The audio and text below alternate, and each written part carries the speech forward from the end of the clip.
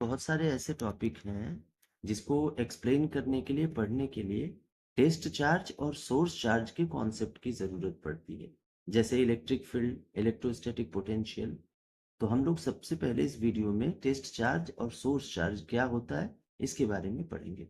छोटी सी डेफिनेशन है। Source charge यानी कि कोई ऐसा चार्ज जो लार्जर मैग्नीट्यूड का चार्ज है और ये इलेक्ट्रिक फील्ड को प्रोड्यूस करेगा, जबकि टेस्ट चार्ज स्मॉलर मैग्नीट्यूड का चार्ज होता है और ये इलेक्ट्रिक फील्ड को टेस्ट करता है।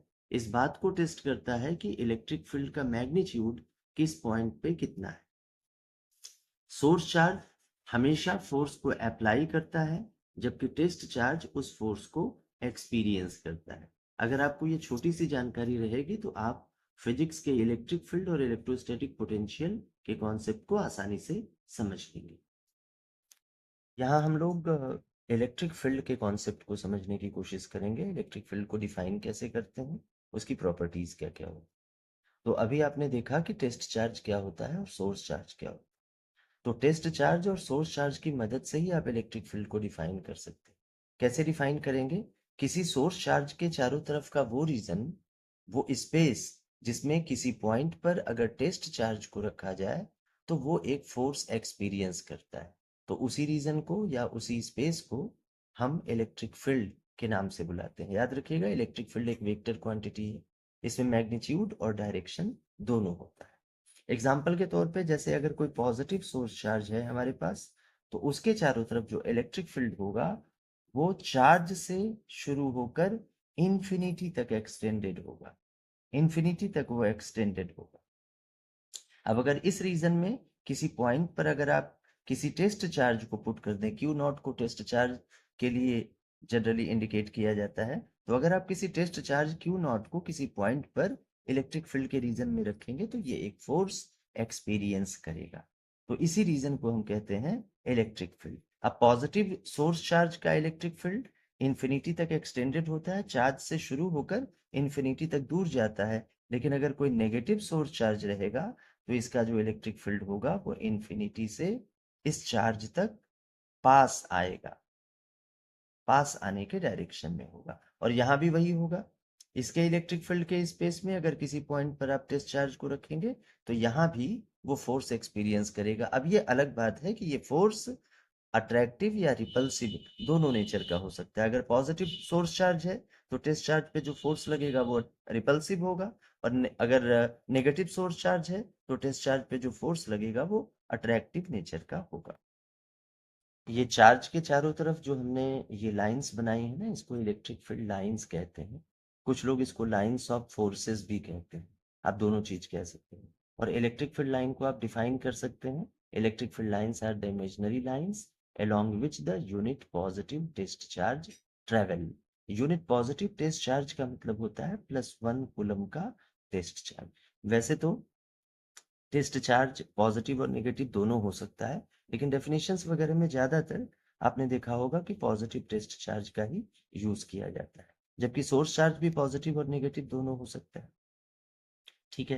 तो ये इलेक्ट्रिक फील्ड लाइंस के बारे में हो गई। अच्छा, इलेक्ट्रिक फील्ड लाइंस की कुछ प्रॉपर्टीज हैं, इसको समझिएगा। जैसे इलेक्ट्रिक फील्ड लाइंस एक दूसरे को कभी इंटरसेक्ट नहीं कर सकती, क्योंकि इलेक्ट्रिक फील्ड लाइंस अगर एक दूसरे को इंटरसेक्ट करेंगे तो पॉइंट ऑफ इंटरसेक्शन पर दो टेंजेंट ड्रॉ किए जा सकते हैं, और ये दोनों टेंजेंट एक ही पॉइंट पर इलेक्ट्रिक फील्ड के दो डायरेक्शन को इंडिकेट करेंगे, जो पॉसिबल नहीं है। किसी वेक्टर क्वांटिटी का एक पॉइंट पे एक ही डायरेक्शन होना चाहिए।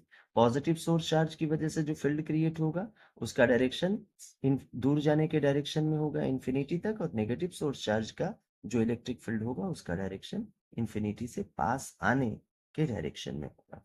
इलेक्ट्रिक फील्ड लाइंस हमेशा पॉजिटिव चार्ज से शुरू करके पॉजिटिव चार्ज से शुरू होके नेगेटिव चार्ज तक जाती हैं और नेगेटिव चार्ज पर जाके एंड हो जाती हैं।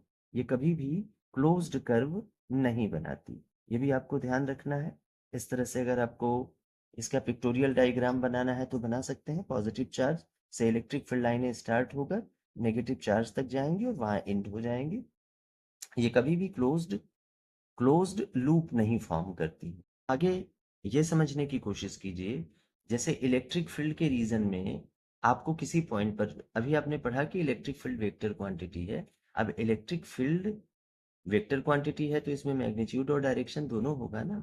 अब पॉजिटिव चार्ज का डायरेक्शन दूर जाने के डायरेक्शन में और नेगेटिव चार्ज अगर सोर्स चार्ज है तो उसका डायरेक्शन इलेक्ट्रिक फील्ड का पास आने के डायरेक्शन में होगा। ठीक है, लेकिन इलेक्ट्रिक फील्ड के रीजन में अगर बहुत सारे पॉइंट्स हैं तो हर पॉइंट पर इलेक्ट्रिक फील्ड का जो मैग्नीट्यूड होगा, जो वैल्यू होगी, वो सेम भी हो सकती है, वो डिफरेंट भी हो सकती है। आपको ध्यान रखना है। अगर इलेक्ट्रिक फील्ड की वैल्यू हर पॉइंट पे सेम है तो इसका मतलब ये हुआ कि टेस्ट चार्ज आप चाहे जिस भी पॉइंट पर रखेंगे वो हर जगह इक्वल फोर्स एक्सपीरियंस करेगा, और तब उस कंडीशन में उस इलेक्ट्रिक फील्ड को यूनिफॉर्म इलेक्ट्रिक फील्ड कहा जाता है। और यूनिफॉर्म इलेक्ट्रिक फील्ड को अगर आपको रिप्रेजेंट करना हो तो पैरेलल लाइन से रिप्रेजेंट कर सकते हैं। यहाँ ये ध्यान रखने वाली बात है कि इलेक्ट्रिक फील्ड की वैल्यू, जिसको इलेक्ट्रिक फील्ड इंटेंसिटी के नाम से बुलाते हैं, ये हर पॉइंट पे सेम होगी।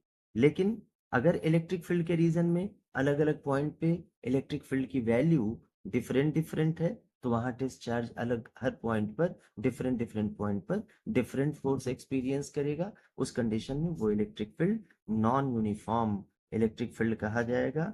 और ये नॉन यूनिफॉर्म इलेक्ट्रिक फील्ड इस तरीके से रिप्रेजेंट किया जा सकता है। यहाँ पर इलेक्ट्रिक फील्ड लाइंस पैरेलल नहीं होंगी, या तो वो कन्वर्जिंग हो सकती हैं और या तो वो डाइवर्जिंग हो सकती हैं। यहाँ इलेक्ट्रिक फील्ड इंटेंसिटी की वैल्यू अलग अलग पॉइंट पे अलग अलग होगी। जहाँ पर इलेक्ट्रिक फील्ड लाइंस जितनी ज्यादा क्लोजर होंगी वहाँ इलेक्ट्रिक फील्ड इंटेंसिटी उतनी ज्यादा होगी, और जहाँ जितनी फार्दर होंगी, दूर होंगी, वहाँ इलेक्ट्रिक फील्ड इंटेंसिटी की वैल्यू उतनी ही कम होगी। अब इलेक्ट्रिक फील्ड इंटेंसिटी को अगर आपको डिफाइन करना है तो आप कह सकते हैं कि electric field intensity at any point can be defined as the force experienced by a unit positive test charge।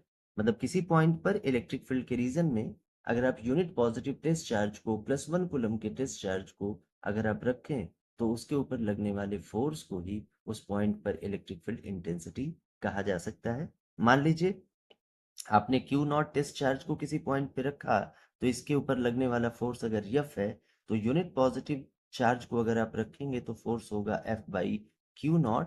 और इस तरह से इलेक्ट्रिक फील्ड, इसी वैल्यू को इलेक्ट्रिक फील्ड इंटेंसिटी कहा जा सकता है। इलेक्ट्रिक फील्ड इंटेंसिटी को जनरली E से डिनोट किया जाता है, तो E is equal to F by q naught. एक फार्मूला आ गया। यहाँ याद रखना है कि ये क्यू नॉट टेस्ट चार्ज है, ये पॉजिटिव और नेगेटिव दोनों हो सकता है। तो इलेक्ट्रिक फील्ड इंटेंसिटी का इस तरीके से, इस डेफिनेशन से एक फार्मूला बनाया जा सकता है, E is equal to F by q naught, और ये फार्मूला टेस्ट चार्ज के टर्म में